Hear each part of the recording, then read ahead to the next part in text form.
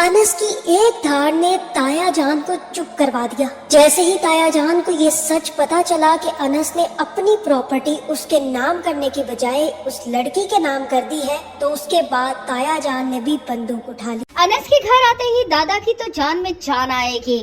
انس دادا کو بتانا چاہے گا کہ وہ کیوں گیا تھا، لیکن بیچ میں شایان کود پڑے گا۔ تب انس اسے خاموش رہنے کا بولے گا۔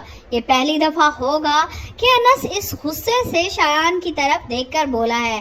شایان کے ساتھ ساتھ شہری بھی حیران پریشان کھڑی اسے دیکھتی رہ جائے گی۔ تو اب کیا مرسلین دولت اور گھر کی خاطر انس اور انسا کی جان لے لے گا، یا پھر انس اپنے حق کے لیے کھڑا ہو جائے گا؟ وہ بزدلی چھوڑ کر انسا کی پروٹیکشن میں کھڑا ہوگا۔ اور آخر کار فہام قریشی کی پلاننگ کیا چل رہی ہے؟ کیوں وہ بار بار شرین کو اپنی طرف کھینچنا چاہتا ہے؟ یہ جاننے سے پہلے اگر اب تک آپ نے ہمارا چینل سبسکرائب نہیں کیا تو ضرور کریں۔ بس تیرا ساتھ ہو کہ آنے والی ایپیسوڈ بہت دھماکے دار ہونے والی ہے، کیونکہ اب آنے والی ایپیسوڈز میں نہ صرف انس نے ہمت دکھا کر انسا سے شادی کر لی ہے، بلکہ اپنے حصے کی پراپرٹی بھی انسا کے نام کر دی ہے۔ وہ یہ بات اچھے طریقے سے جانتا ہے کہ اس کا تایا کسی بھی صورت اس سے یہ پراپرٹی ہتھیانا چاہتا ہے، اس لیے انس نے بھی ایک تیر سے دو شکار کر دیے۔ اپنی پراپرٹی نہ صرف انسا کے نام کر کے پروٹیکٹ کر لی، بلکہ تایا جان سے بھی اپنی جان چھڑوا لی۔ لیکن اب انس کے لیے سب سے بڑا مسئلہ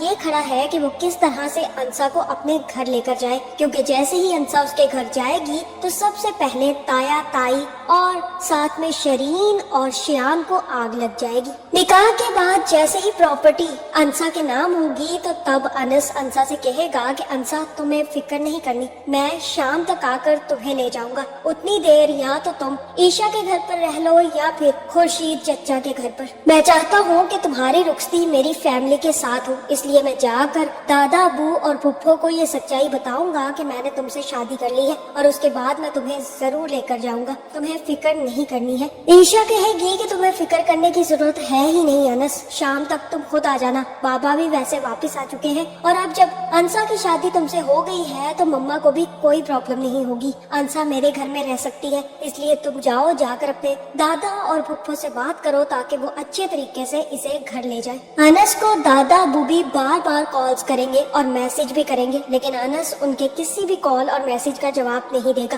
اس کی وجہ سے دادا کافی زیادہ پریشان ہو جائے گا اور باہر آ کر مرسلین سے کہے گا کہ مرسلین مجھے یہ بتاؤ کہ تم نے انس کے ساتھ کیا کیا ہے؟ اگر میں نے جائیداد کا حصہ اس کے نام کر دیا تو تمہیں کیوں آگ لگی ہوئی ہے؟ وہ کبھی بھی ایسا شخص نہیں ہے جو میرے سوال اور جواب کا جواب نہ دے، اس نے ہمیشہ میرے میسج کا جواب دیا ہے۔ آج وہ آنن فانن نکل گیا اور اسے ابھی تک ہوش نہیں ہے کہ وہ میرے میسج کا جواب نہ دے۔ مجھے اس بات کا یقین ہے امبرین کے ضرور ان لوگوں نے انس کے ساتھ کچھ کیا ہے۔ جیسے ہی ان لوگوں کو گھر کا پتہ چلا ہے نا، انہوں نے انس کو غائب کر دیا ہے۔ مرسلین کہے گا کہ میں تو خود پریشان ہوں، ابھی تھوڑی دیر پہلے مجھ سے بات کر کے نکلا تھا کہ وہ مجھے اپنے گھر کا حصہ واپس کر دے گا، اور اب نہ تو وہ میری کالز اٹھا رہا ہے اور نہ ہی آپ کی۔ ہم نے اس کے ساتھ کچھ نہیں کیا، اور ہم نے اس کے ساتھ کیوں کچھ کرنا ہے؟ ابا آپ کی سوچ اب بہت زیادہ گرتی جا رہی ہے۔ چاہے شیان کہے گا کہ ابھی تک تو ہم نے اس کے ساتھ کچھ نہیں کیا، لیکن اگر دادا جان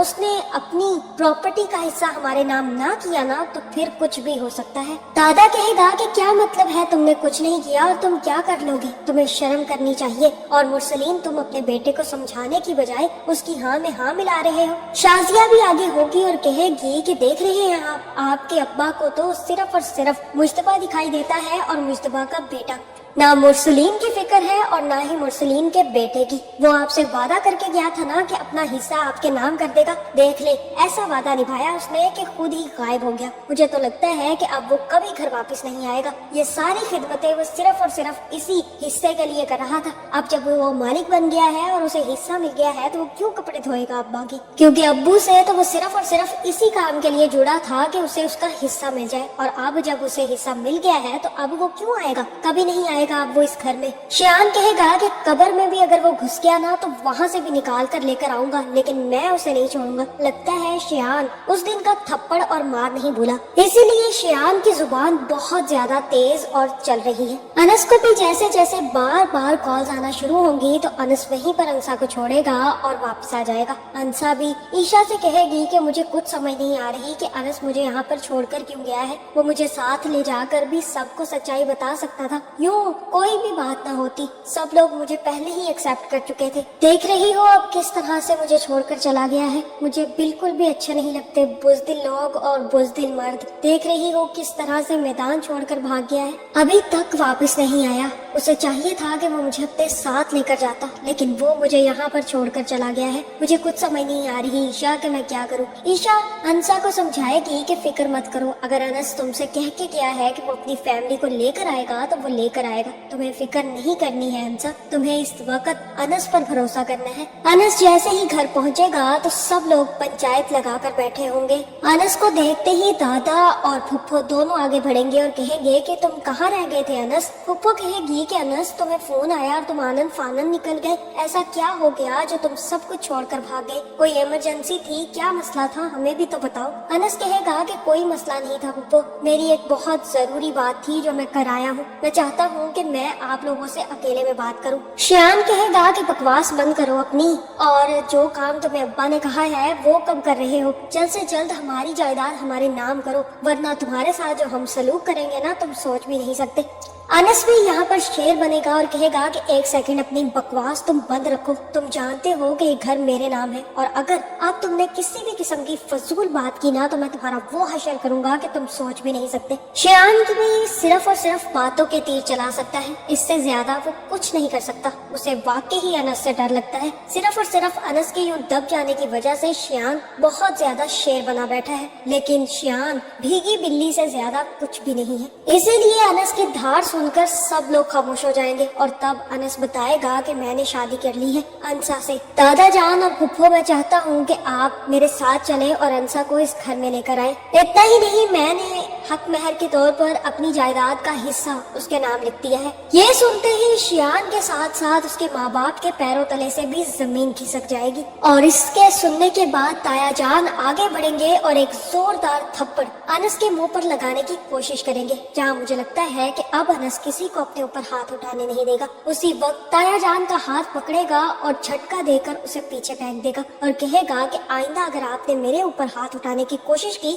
तो मैं भूल जाऊंगा कि आप मेरे बाप के भाई हैं। आपका भी मैं वो हशर करूंगा कि आप सोचने के काबिल नहीं रहेंगे। इसलिए बेहतर यही है कि आप अब चुप करके बैठे। दादा जान और फुप्पो तो अनस का ये रूप देखकर ही हैरान रह जाएंगे। उसी वक्त दादा जान और फुप्पो कहेंगे कि क्यों नहीं, हम अंसा को तुम्हारे साथ लेने जरूर चलेंगे, क्योंकि दादा जान को इस बात का यकीन है कि अब अंसा ही अनस की जिंदगी को और बेहतर बना सकती है। इसीलिए दादा जान और फुप्पो मिलकर अनस के साथ जाएंगे और अंसा को लेकर घर आ जाएंगे। अंसा को देखकर शियान की भी सिट्टी बिट्टी गुल हो जाएगी। तीनों चारों बैठकर बातें करेंगे। सब लोग बहुत ज्यादा परेशान होंगे, और तब शासिया कहेगी कि तुमने बहुत कम किया उस लड़की के साथ, बल्कि मैं तो चाहती थी कि तुम इससे ज्यादा करते ताकि वो किसी को मुंह दिखाने के काबिल न रहती। अगर उसके साथ इतना ज्यादा बुरा हुआ होता तो वो कभी भी अनस से शादी करके यहाँ न आती। तुम्हारी वजह से शियान आज वो लड़की इस घर में आ रही है, बल्कि इस घर की मालकिन भी बन गई है। ये घर सिर्फ और सिर्फ मेरा है मुरसलीन। कुछ भी करके उस लड़की को और अनस को घर से बाहर फेंके।